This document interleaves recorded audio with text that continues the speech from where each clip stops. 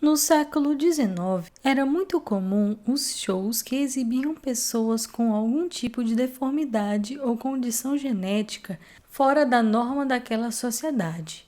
Esse grupo de indivíduos eram vistos como curiosidades e passaram a ser taxados como aberrações. Porém, por detrás de toda a máscara do entretenimento havia problemas de uma sociedade preconceituosa e colonialista. Para contemplarmos o Dia da Consciência Negra, nesse vídeo trouxemos uma reflexão sobre o filme A Vênus Negra.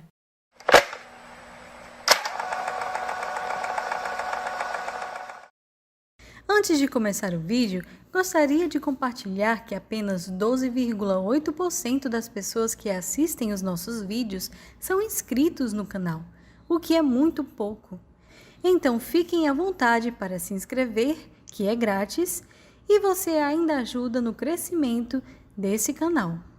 Sarah Baartman foi contrabandeada para a Inglaterra, onde foi vítima do empreendedor Hendrik, que queria lucrar com a aparência dessa mulher de cor. Oficialmente, ela não era escrava dele, e sim uma empregada doméstica, mas foi colocada em servidão após a morte do seu parceiro.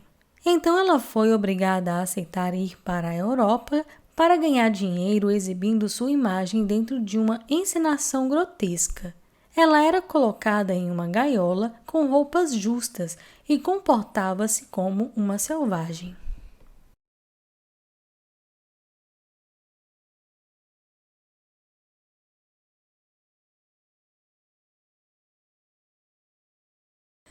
O filme tem uma fotografia granulada que acentua a sujeira das cidades de Londres e Paris no século XIX. Suja também é toda a dinâmica em torno de uma mulher preta que é tratada como um objeto e que pouco é considerada em suas necessidades e desejos. A câmera é, na maioria das vezes, nervosa e muito próxima dos personagens, mostrando as reações, os movimentos das mãos, dos olhos, que revelam muito dentro do contexto exibido no filme.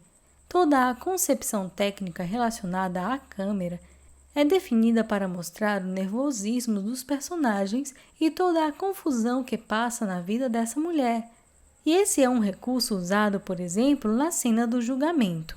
Abolicionistas pediram a libertação de Sarah, pois achavam as performances dela desumanas e grotescas.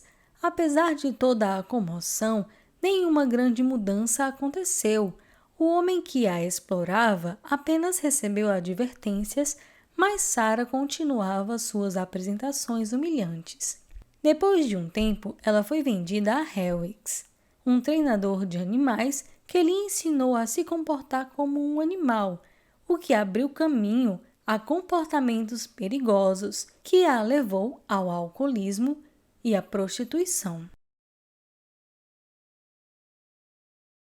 O diretor realmente mostra a tortura de Sarah de forma crua e, na maioria das vezes, demasiadamente grotesca. Esta é uma abordagem de fato questionável, uma vez que Sarah é nitidamente representada como alguém manipulável por outras pessoas que se aproveitam da sua condição de vulnerabilidade, seja por motivos de curiosidade ou por fins científicos.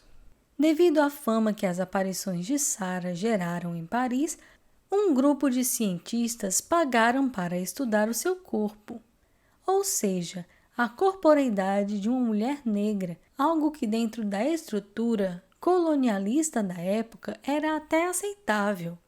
Porém, hoje percebemos as complicações desse cenário. E isso é bastante desconfortável para a mulher que não tinha as escolhas do seu próprio corpo legitimadas.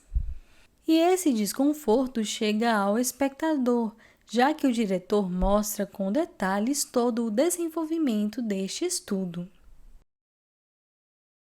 Nesta cena, por exemplo, há a despersonalização da mulher diante da tela.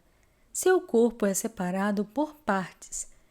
Ele se desconfigura como uma figura inteira e passa a ser representada pelas partes de um corpo mutilado. Da sua singularidade, só sobram cabeça, braços, pernas, seios, bunda, etc. São partes de um todo, e isso é apenas uma das coisas que atravessam essa mulher, uma figura que nunca consegue construir sua própria personalidade diante do mundo. Então a obra de Kendrick possui muitos problemas, e um deles é que, apesar de ter uma protagonista, o desenrolar da trama é todo conduzido pelas figuras masculinas, ao passo que Sarah possui pouca força de ação e falas durante toda a obra. Tudo aquilo que ela verdadeiramente é, seus desejos e habilidades ficam submersos na exposição de um processo de anulação da sua subjetividade. O diretor foca apenas no drama da sua vida, através de uma narrativa triste e de sofrimento que pouco lhe dá voz.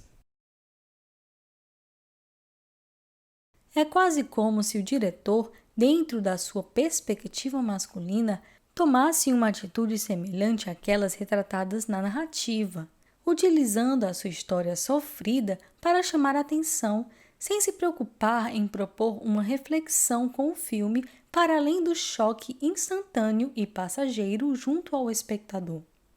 Diante disso, está bem claro que a Vênus Negra, apesar de todo o rigor estético, tem uma abordagem superficial para com as questões que a trajetória de Sarah reclama. O que nos leva à conclusão de que o longa se enquadra a uma cinefilia desgastada e ultrapassada às questões que a sociedade contemporânea acarreta.